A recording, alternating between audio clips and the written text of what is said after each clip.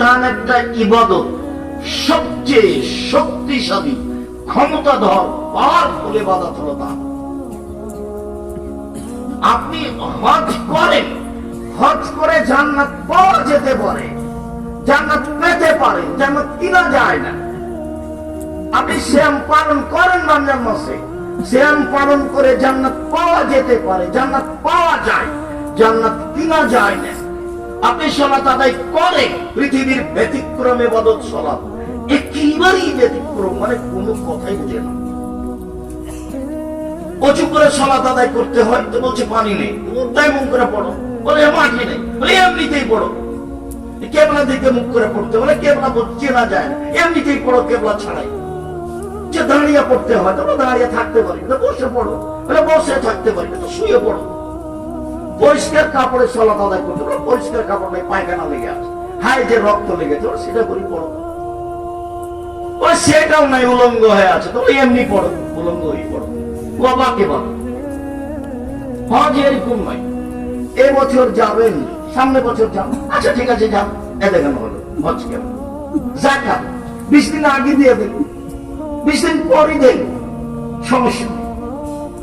সিয়াম রোজা, রমজান মাস আমি অসুস্থ, আর পরে করেন, এখন লাগবে না, পরে করেন, মানে আপনার সুবিধার সাথে আছে।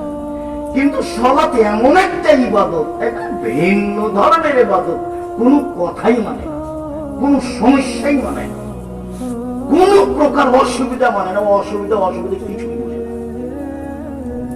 সালাত এমন একটা ইবাদত, পড়তেই হবে, যতক্ষণ পর্যন্ত তার জ্ঞান বুদ্ধির হুঁশ আছে তাকে পড়তেই হবে। তো সালাতের নেকি যত ভারী, ভালো আচরণ চাল চলনের নেকি তার চেয়ে হাজারো লক্ষ গুণ বেশি। ভালো আচরণ কি জিনিস? তো ভালো আচরণ কি জিনিস এটা আগে একটু বাস্তব দেখে, তারপর হাদিস অনুবাদ করি, কোরআন অনুবাদ করি। মানুষে বলে ও ছেলেটা ভালো, খুবই ভালো, ছেলেটার চাল চলন খুব ভালো, ছেলেটার ব্যবহার ভালো। এই যে মানুষে বলছে ওই ছেলেটার ব্যবহার খুব খারাপ, আরে ওর কথা বলছো দুনিয়ার শয়তান, মুখ খারাপ, তো মুখ খারাপ, বাদ দেন ওর কথা, ওর নামটা আমার নিতে মনে চায় না। তাহলে মানুষও বুঝে যে মানুষের চাল চলন ভালো মন্দ, এটা মানুষ বুঝে। 1 মিনিট, আব্বাস বাজারে একটা অটো দাঁড়িয়ে আছে, আপনি বসে আছেন, তা আমি গিয়ে উঠেছি, আমার হাতে একটা ব্যাগ ছিল, যেমন উঠেছি আমি বসিনি, ছেলেটা টান দিয়েছে, তো আমি আপনার মুখের উপরে গিয়ে পড়ে গেছি। তো এখন আপনি বলছেন বসেন বসেন, কোনো সমস্যা নেই, বসেন বসেন, কোনো সমস্যা নেই, বসেন। এটা হলো একটা। আমি আপনার মুখের উপরে পড়ে গেছি, তখন আপনি বললেন চোখ নাই,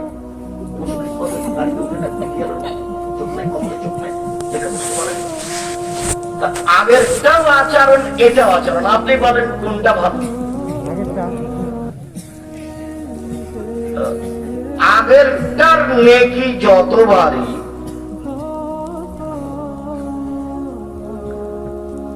আগেরটার নেকি যত ভারী, ওটাতে নেকি হয়।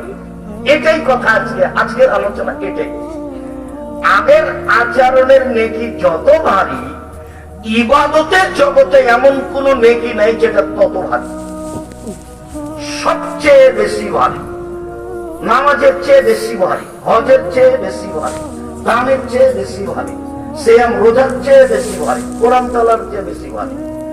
আর যখন শব্দ উল্লেখ করব তখন আপনি দেখবেন যে অবাক শব্দ ব্যবহার করেছেন আল্লাহ।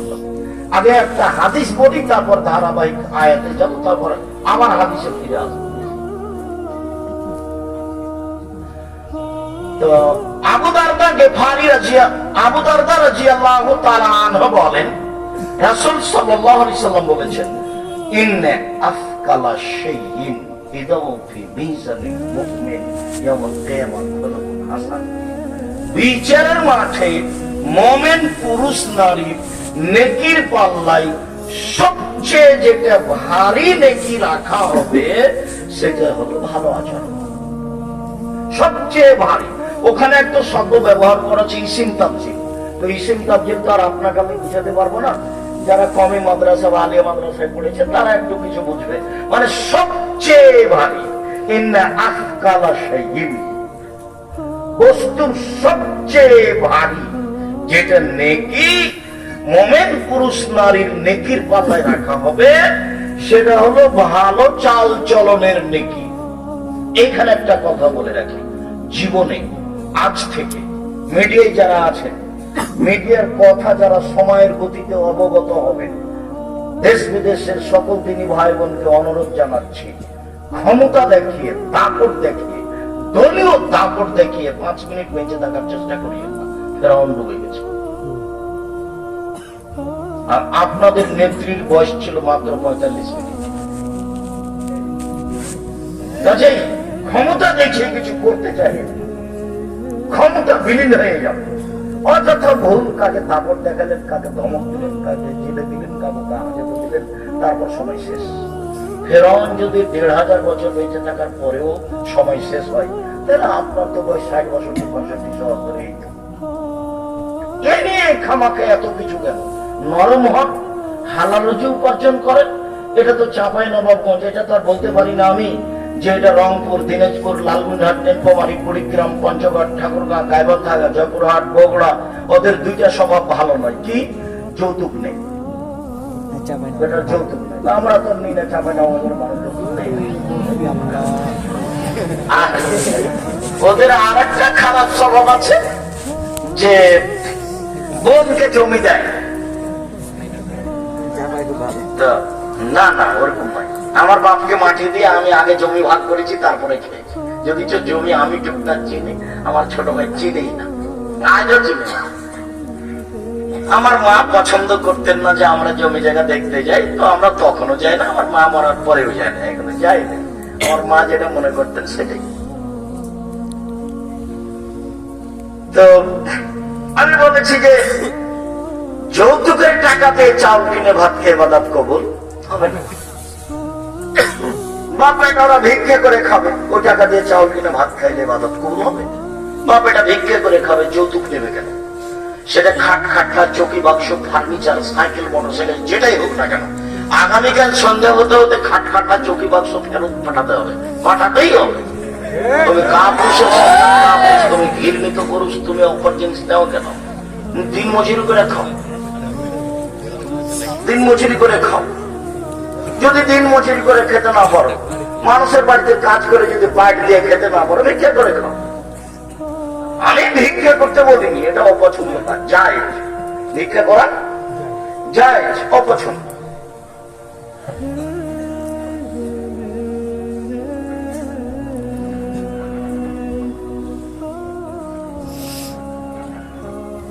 তো যৌতুক নেওয়া এবং জমি বোনকে না দেওয়া, এটা ওই সব এলাকাতে বেশি হয়ে থাকে। তা আমাদের দিকে যদি চালু হয়ে থাকে, এটা খুব খারাপ কথা। আর বিবাহ শাদীতে বরংটা খেরকাছিতে ছেলের বাড়ি থেকে মেয়ের বাড়ি থেকে যা এসেছে, ছেলের বাড়ি তার ডবল যাবে, এগুলো সব নোংরা নীতি, এগুলো সব ঘৃণিত নীতি, ঘৃণিত কারবার। বিবাহ শাদী চাঁপাইনবাবগঞ্জের বিবাহের শুরু থেকে একটা কাজও জায়েজ নয়। আমি যতদিন দেশে চলাচল করেছি তাতে আমার জানা অনুপাতে শুরু শেষ থেকে একটা কাজও জায়েজ না, সবার তো নতুন ভাবে চালু করেন, চেষ্টা করেন। আমি পরামর্শ দিচ্ছি, আমি আপনার বৈঠকে উপস্থিত হওয়ার চেষ্টা করব মানুষ হিসাবে, চাঁপাইনবাবগঞ্জ জন্মভূমি হিসাবে। আমি আশা করছি তখন আমি সঠিকটাই করব, এবং আমি আশা করছি যে আপনি আমার মুখের উপরে কথা বললে হয়তো হটকারিতে টিকবেন, শরীয়তে টিকতে পারবেন না। সম্মানিত দিনী ভাই বোন, সবচেয়ে ভারী নাকি এবার আয়াতে চলে যায়। একটা আয়াত পেশ করি। আল্লাহ তাআলা বলেন, ইদফা বিল্লাযী হিয়া আহসান ফাইদাল্লাযী বাইনাকা ওয়া বাইনা আদাওয়া কান্নাহু আলিয়্যুন হামীম। মুহাম্মদ সাল্লাল্লাহু আলাইহি সাল্লাম, আপনি যখন কথা প্রসঙ্গে কথার উত্তর দিবেন, তখন ও যা বলেছে আপনি তার চেয়ে সুন্দর বলবেন।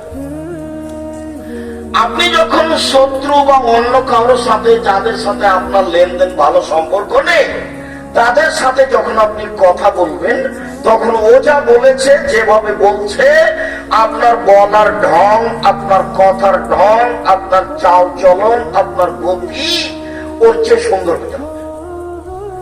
তাহলে আপনার মাঝে আর তার মাঝে যে একটা শত্রুতা রয়েছে, এটা অন্তরঙ্গ বন্ধুতে পরিণত হবে। যদি আলেম ওলামারা কম পাচ্ছে বলে আমার ভেবেছ না, আমি যেটুকু বুঝি, যেটুকু দেখতে পাই, তার মানে আমি অনেক জায়গাতে বলেছি যে আপনি আমাকে ডাকেন, মসজিদে ডাকিয়েন, আমি চলে যাব। আর আপনাকে আমি নিজে ডাকছি, আসেন জামিয়া সালাফিয়া, আপনি তো পারবেন না, আপনার বাপও পারবেন না। আমি চাপে নবজের ভাষা ব্যবহার করেছি। একটা লোককে আমি দুয়ার বইটা দেখতে দিয়েছিলাম, 1 বছর পরে উনি বইটা হাতে দেননি। তখন আমি বললাম যে বাবা সাহেব, আমি দুয়ার বই চাপাই নবজের ভাষাতে লিখব। আমি তো আর স্কুলে পড়িনি, পড়াশোনা তো জানি না, ছেঁচড়া মেচড়া আপনার সাথে চলি মাত্র থাকে। তাহলে ঠিক আছে, বই চাপাই নবজের ভাষাতে লিখব। যার কারণে যা বই বের হয় সব চাপাই নবজের ভাষাতে লেখা আছে। উলট পালট মানুষেরটা বুঝলেই। তো ঠিকই ওইভাবে বই বের হতে থাকলো অনেক। আপনি দেখেন, সম্মানিত দিনী ভাই বোন, আল্লাহ তাআলা বলছেন জাদিলহুম বিল্লাতী হিয়া আহসান। মুহাম্মদ সাল্লাল্লাহু আলাইহি ওয়াসাল্লাম মানুষের সাথে তর্কে বিতর্কে বাদ বিতণ্ডে যখন আপনি কথা বলবেন, ও যা বলেছে আপনার কথা তার চেয়ে অতীব সুন্দর উত্তম হতে হবে। ও কি বলল রে, দেখ তো কি বলেছে, ওকে একটা কর, কি করা লাগে দেখবো। দলীয় ক্ষমতা, পরিস্থিতির ক্ষমতা, সম্পদের ক্ষমতা, খুব ভালো করে মনে রাখবেন।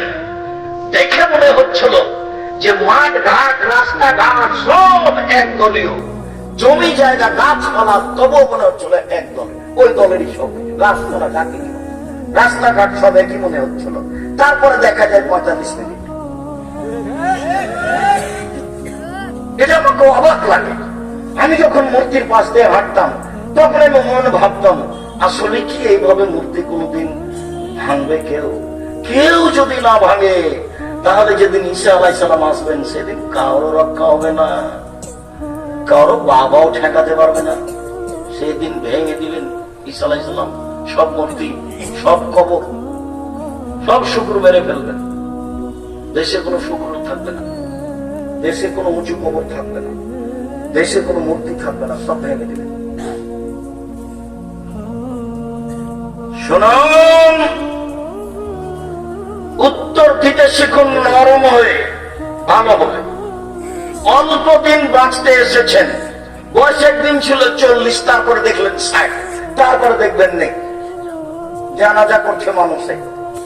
এইটুকু বয়স বাঁচতে এসে ক্ষমতা দেখে, কাউকে অপমান করে, কাউ জেল জুলুম করে, হত্যা করে, খাটো করে, জমি দখল করে, রাজধানী করে, অন্যায় করে, লুটতরাজ করে 1 মিনিট বেঁচে থাকার চেষ্টা করিয়েন না ভুল হিসাব। খুব সহজ সরল ভাবে বেঁচে থাকার চেষ্টা করেন। আমি অনুরোধ করেছি 4টা কাজ করবেন। 1, 5 ওয়াক্ত সালাত, 2, হালাল রুজি, 3, কোরআন তেলাওয়াত, 4, দুজন যেখানে বসে আছে সেখানে বসবেন না।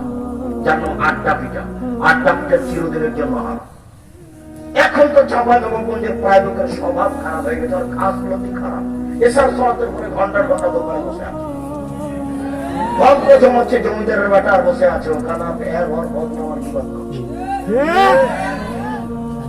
কয় টাকার মালিক আপনি? ওখানে বসে থাকেন কেন? কি করেন আপনি? কয় টাকা আছে আপনার? আপনার শরম হয় না কেন? আপনার হায়া হয় না কেন? আপনার লজ্জা হয় না কেন? আপনি কি দেখাতে চান? পারিবারিক কিছু অবস্থা দেখাতে চান? আসেন।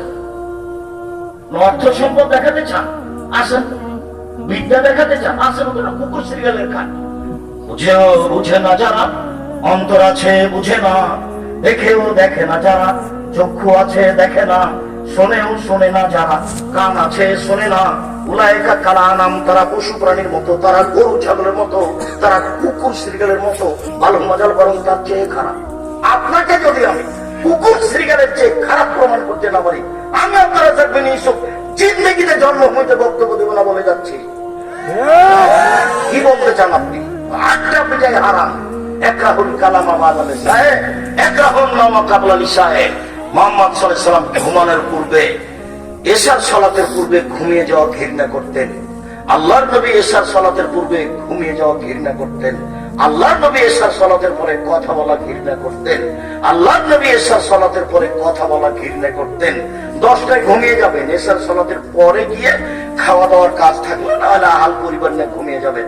10টা, 3টে, 5 ঘন্টা, 5 ঘন্টা ঘুমিয়ে যাবেন। ঘুম থেকে উঠে আপনি আকাশের দিকে তাকিয়ে একটু দোয়া পড়বেন। কিছুই যদি না পারেন তাহলে এটা মুখস্থ করে রাখেন, লা ইলাহা ইল্লাল্লাহু ওয়াহদাহু লা শারীকা লাহু, লাহুল মুলকু ওয়া লাহুল হামদু ওয়া হুয়া আলা কুল্লি শাইইন কাদির, ওয়া সুবহানাল্লাহি ওয়া আলহামদুলিল্লাহি ওয়া লা ইলাহা ইল্লাল্লাহু আকবার, ওয়া লা হাওলা ওয়া লা কুওয়াতা ইল্লা বিল্লাহ, রব্বিগফিরলি রব্বিগফিরলি।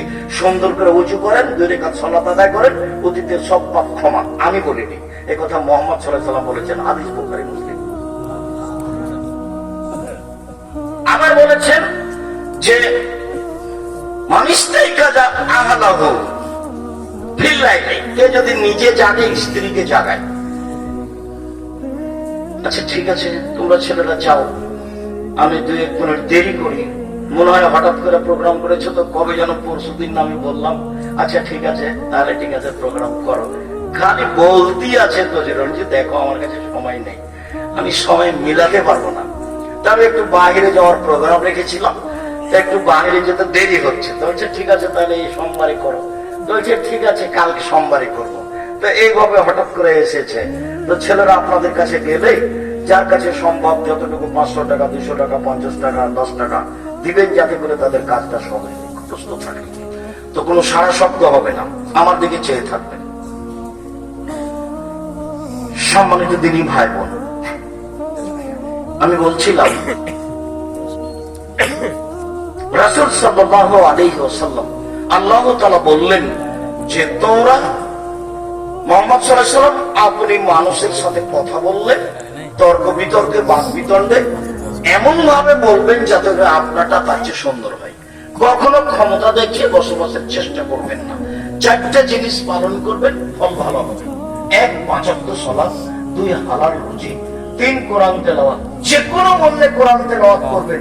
বেশি না পারলে সূরা ইখলাস 3 বার পড়ে আল্লাহকে বলবেন, এই যে আমি কোরআন মাজিদ থেকে পড়লাম। অন্তত 1 মিনিট 2 মিনিটে 3 বার। আর যদি পারেন তো নিয়মিত কোরআন পড়বেন। জোহরের উপরে একটু, আসরের উপরে একটু, মাগরিবের উপরে একটু, এশার উপরে একটু, আর না হলে ফজরের উপরে লম্বা সময়, আর না হলে রাতে। কোরআন পড়তে আপনি অভ্যাসী হন, যে কোনো মূল্যে পড়তেই হবে। কোরআন বিপক্ষে বিচারের মাঝে দাঁড়ালে টিকতে পারবেন না। আর ওই বৈঠকে যারা বলেছে যে কোরআন না বুঝে পড়া যাবে না, ওর বাপও বুঝে না, ওকে ডেকে নিয়ে আসছেন, আমি তাকে আপনার সামনে দেখাচ্ছি। বড় বড় বিদ্বান যারা, তারা কোরআন মাজিদ কি বুঝেছেন অনেক জায়গায় ঠিক করতে পারেননি, আল্লাহ আলাম বলে চলে গেছে। আর উনি বলবেন যে কোরআন না বুঝলে পড়তে হবে না, কোন সাহসে সে বলে? আল্লাহ নবী বলছেন, বুখারী মুসলিমের হাদিস, কেউ যদি ছেঁচড়া মেচড়া করে কোন রকমে যদি পড়ে, তাহলে তার ডবল নেই। হাদিস তো বুখারী মুসলিম। কেন আপনাকে কোরআন মাজিদ পড়া থেকে অনুৎসাহিত করবে? উৎসাহিত করতে হবে। আমরা তো মসজিদে পড়েছি, আলিফ বিদেশে যে মেয়েকে দাল জাল করে পড়েছি, ওইভাবে পড়বেন। মানুষ ভালো করে পড়ার চেষ্টা করুক। মানুষকে আমি চেষ্টা করতে না করিনি, কিন্তু পড়তেই পাবে না, না বুঝলে, না বুঝালে। যে বলেছে সেই তো বুঝে না। 3 হলো কোরআন তেলাওয়াত। 4 8টা পিটবেন না, এই কথা এসেছিল। কোথাও 8টা পিঠে গল্প করে সময় কাটাবেন না।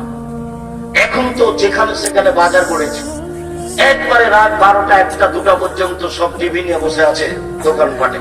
এগুলো হচ্ছে নোংরামি, এগুলো হচ্ছে বেহায়া, এগুলো হচ্ছে বিদ্যা না থাকার প্রমাণ, এগুলো হচ্ছে বুদ্ধি না থাকার প্রমাণ, এগুলো হচ্ছে ঘৃণিত মানুষের কাজ, এগুলো হলো নিকৃষ্ট মানুষের কাজ, এগুলো হলো বেহায়া মানুষের কাজ, এগুলো হলো বিদ্যা বুদ্ধি না থাকা মানুষের কাজ।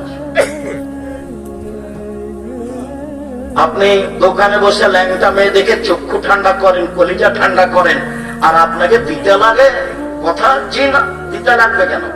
আপনার স্বভাব খারাপ। জামাই নমনের ভাষাতে আপনার খাসলত খারাপ। সেই জন্য আপনি দোকানপাটে বসে অভ্যাসী সময় কাটান। কেন কাটাবেন? বাস হালাল উপার্জন করে, এসা সলাত আদায় করে খেয়ে ঘুমিয়ে রাত খান মূল্যায়ন করবেন। রাতে উঠে বেশি না পারলে কথাটা এবার ফিরে এসেছে মাথায়। স্ত্রীকে জাগাবেন, আপনিও উঠবেন, 2 রাকাত সালাত আদায় করবেন। আল্লাহ নবী বলছেন যে প্রতিভা মিলাদ রাকিল্লাহ তাফেরা, বড় বড় পরহেজগার যারা দুনিয়াতে চলে গেছে ওদের একটা তালিকা আছে। আপনি যদি রাতে উঠে আপনার স্ত্রী সহ 2 রাকাত নামাজ পড়তে পারেন, তাহলে আপনার নামটা ওই তালিকায় লিখে দেওয়া হবে। এই কথা মুহাম্মদ সাল্লাল্লাহু আলাইহি ওয়াসাল্লাম বলেন। আমি যদি বুঝাতে না পারি আবার বলি,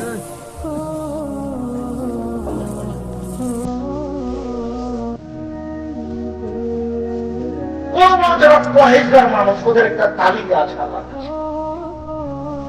তো যারা স্বামী স্ত্রী উঠে রাতে 2 রাকাত সালাত আদায় করে রাতে 2 রাকাত সালাত আদায় যদি করে, তো মুহাম্মদ সাল্লাল্লাহু আলাইহি ওয়াসাল্লাম বলছেন এদের স্বামী স্ত্রীর নামটা ওই পরহেজগার মানুষের তালিকাতে লিখে দেওয়া হবে।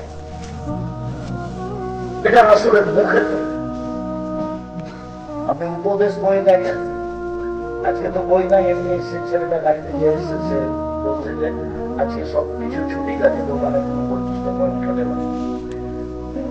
লাইব্রেরি আছে, সামনে ওখান থেকে নেবেন। সম্মানিত তিনি ভাই মহান আল্লাহ বলেন, ফাবিমা রাহমাতিন মিনাল্লাহ লিনতা লাহুম ওয়ালাউ কুনতা ফাদ্দান গালিযাল কলব। কেউ খালি হাতে পাঠাবেন না।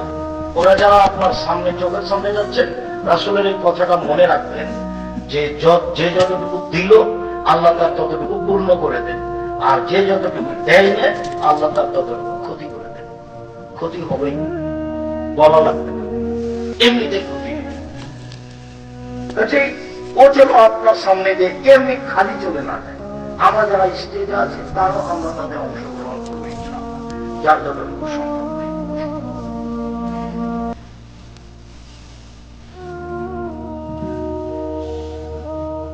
মহান আল্লাহ বলেন, ফাবিমা রাহমাতিন মিনাল্লাহ লিনতা লাহুম ওয়ালাউ কুনতা ফাদ্দান গালিযাল কলব মুহাম্মদ সাল্লাল্লাহু আলাইহি সাল্লাম আল্লাহর পক্ষ থেকে আপনার উপরে বড় দয়া যে আপনার স্বভাবটা নরম, আপনার চাল চলন নরম। ওয়ালাউ কুনতা ফাদ্দান গালিযাল কলব, যদি আপনি কঠোর কর্কশ স্বভাবের মানুষ হতেন, লাফাদু মিন হাওলিক, তাহলে মানুষ আপনার পাশ থেকে সরে যেত, আপনার পাশে কেউ থাকতো না। আল্লাহর যেটা দয়া, তাহলে মনে রাখবেন যার মুখ খারাপ, যে বউকে গালি দেয়, মানুষকে গালি দেয়, একটুতে 19-20 জেলায় করে খেপে যায়, একটু সাইকেলটা গাড়ির চাকাটা আর একটা গাড়ির সাথে লেগে গেছে, তো মনে হচ্ছে মানুষও নয়, কুকুরও এত এভাবে খেপে উঠল না। অবাক কথা, তার চরিত্র বলে কোনো জিনিসই নাই, তো ভাবে খেপে যাচ্ছে। এই যারা গাড়িতে গাড়ি চালাই, যারা ওই যে টাকা আদায় করা কি কন্ডাক্টর, এরা যে আচরণ করে 2 টাকা 1 টাকার কারণে, অনেক প্যাসেঞ্জার 2 টাকা 1 টাকার কারণে যেসব আচরণ করে, এই যে ভ্যানওয়ালা, এর ভ্যানটা আমার সাথে খেয়ে গেছে, এমন গালি দিল, এবারে জামাইয়ের মধ্যে ভাষাতে মন ঠান্ডা করে গালি ঠান্ডা করে দিল, একটা আর এক জায়গাতে বেঁচে গেছে, তো ও দিল। মানে স্বভাবই নয়, একবারে স্বভাব খারাপ, একবারে মুখ বন্ধ রাখতে হবে। আল্লাহ রাসূলকে বলা হলো বাঁচার পথ কি, জাহান্নাম থেকে বাঁচবো কিভাবে, এটা জিজ্ঞাসা, জাহান্নাম থেকে বাঁচবো কিভাবে? তখন বলছে যে আউযু বিল্লাহি, মুখ খান বন্ধ রাখো, জান্নাত চলে যাবে, জাহান্নাম থেকে বেঁচে যাও, মুখ বন্ধ রাখো। পানিতে থাকো, জরুরি প্রয়োজন ছাড়া বাইরে যাবা না, বাড়ি বাইরে যাবা না, দোকানে বসা তো বহুদূরের কথা, দোকানে বসে তো আড্ডা পিঠা বহুদূরের কথা। আমি তো একাধিক দিন বলেছি, দোকানে যাবেন, আসসালামু আলাইকুম ভাই, আপনার কাছে লবণ আছে? এখন আছে। সরিষার ভালো তেল আছে? হ্যাঁ আছে। তো 250 তেল, 1 কেজি লবণ তেল নেওয়া হয়েছে, টাকা দেওয়া হয়েছে, আসসালামু আলাইকুম, এই পর্যন্ত দোকানে। আপনি বসে আছেন কেন? আর ও তো মনে করছে যে টিভি না চললে সবকে বসানো যাবে না, সবাই চক্ষু ঠান্ডা করবে, একটা মেয়েকে দেখবে, শরীরে ঠান্ডা করবে, জান্নাতের মেয়ে ভোগ করবে। জান্নাতের মেয়ে তো অত সহজে নয়। আল্লাহ নবী বলেছেন, হজেবাদের নাম বিশ্বাস, হজেবাদের জান্নাতের মেয়ে খাবে। জান্নাত ঘেরা আছে নিয়ম নীতি, কষ্ট ক্লেশ ত্যাগ তিতিক্ষা দিয়ে, আর জাহান্নাম ঘেরা আছে মনের ইচ্ছা দিয়ে। মন মতো চলবে যে, নাফসানি খায় হিসাব নিয়ে চলবে যে, যাবে। আপনি দোকানে বসবেন কেন? ওখানে তো ল্যাংটা মেয়ে আছে, ওখানে বসবেন কেন? আল্লাহ বলছেন জান্নাতের মেয়েরা এত সুন্দরী, ওরা এত সুন্দরী, ওরা এত সুন্দরী, ওদেরকে দেখে মনে হবে ঝিনুকের মধ্যে লুকানো মুক্তা। আল্লাহ চ্যালেঞ্জ করে বলেছেন ওদেরকে মানুষ কোনোদিন স্পর্শ করেনি, ওদেরকে জিন কোনোদিন স্পর্শ করেনি। ওদের চক্ষু হবে লম্বা লম্বা, টানা টানা, ডাগর ডাগর। সুন্দরী হওয়ার জন্য যত পথ ঘাট নিয়ম পথ আছে সব তাদের মধ্যে আছে।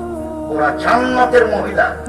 ওদেরকে ভোগ করতে হলে রাসূল সাল্লাল্লাহু আলাইহি ওয়াসাল্লামের পদ্ধতিতেই জীবন কাটাতে হবে, তাহলে সহযোগিতা জানা হবে। এগুলো করে হবে।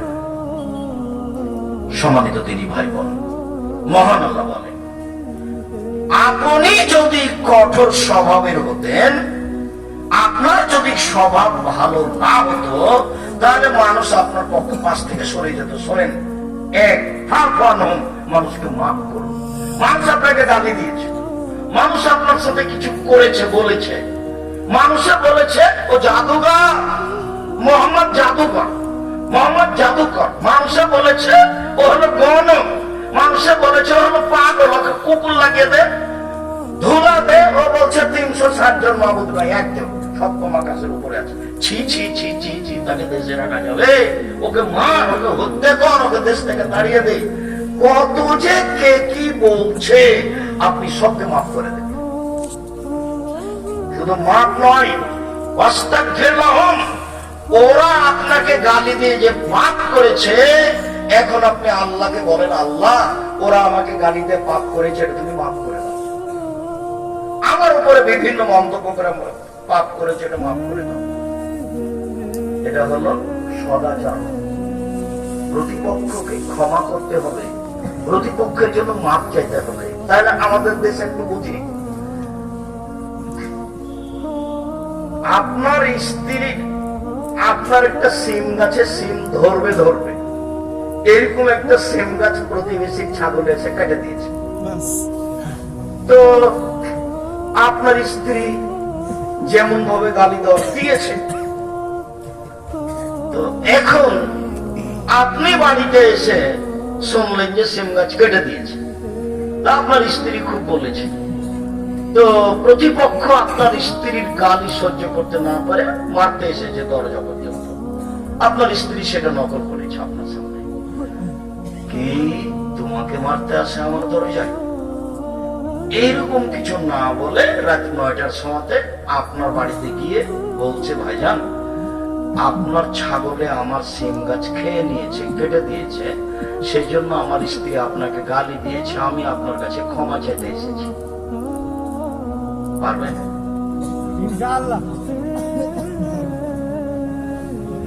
বলছে মাথা খারাপ।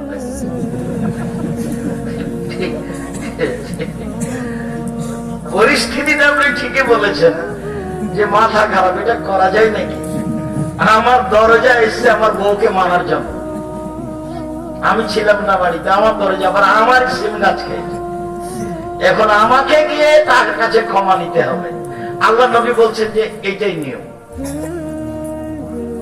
আজকের পরে এতটা অঞ্চলে শিবগঞ্জ কানসারে কোন মহিলা যায়ের সাথে ঝগড়া আছে, ঝগড়া বড় জায়ের কারণেই হয়েছে, আগামীকাল সন্ধ্যা হতে হতে ছোট যাকে বড় যার হাত ধরে ক্ষমা নিতে হবে, নিতেই হবে, এটাই নিয়ম। গন্ডগোল কার কারণে হয়েছে? বড় জায়ের কারণে হয়েছে। এই ছেলে তোমার চাচির কারণে হয়েছে, তোমার মার সাথে গন্ডগোল হয়েছে তোমার চাচির কারণে। তোমার চাচি বড় আর তোমার মা ছোট। আগামীকাল সন্ধ্যা হতে হতে তোমার মা তোমার চাচির হাত ধরে ক্ষমা নিবে, এটাই নিয়ম। তোমার বাপ তোমার চাচার হাত ধরে ক্ষমা নিবে, এটাই নিয়ম, এটাই রাসূল সাল্লাল্লাহু আলাইহি ওয়াসাল্লাম। এর উল্টা পথ নেই, ক্ষমা নিতেই হবে। আমি নিচে দেখেছি আমাদের গ্রামে বাপ মরে যাওয়ার পরে গন্ডগোল লেগেছে জমি ভাগ নিয়ে, গন্ডগোল করতে করতে ঢেঁকিটা কেটে ভাগ করে নিয়েছে। কেমন গতি, কেমন বিধি, কেমন চালচলন, কেমন আচরণ, এইটা কেমন? ফিরে আসতেই হবে, এটাই স্বভাব, এটাই সদাচরণ, যার কারণে সবচেয়ে ভারী নেকি এমনিতেই, সবচেয়ে ভারী নেকি এমনিতেই হবে নাকি হয়? সবচেয়ে ভারী নেকি এই জন্য। যদিও আরেকটা হাদিস তখনই বলতে হতো ছেড়ে এসেছি, সবচেয়ে ভারী নেকি নয় তাতে, তবে নেকি ভারী, সবচেয়ে ভারী নয়।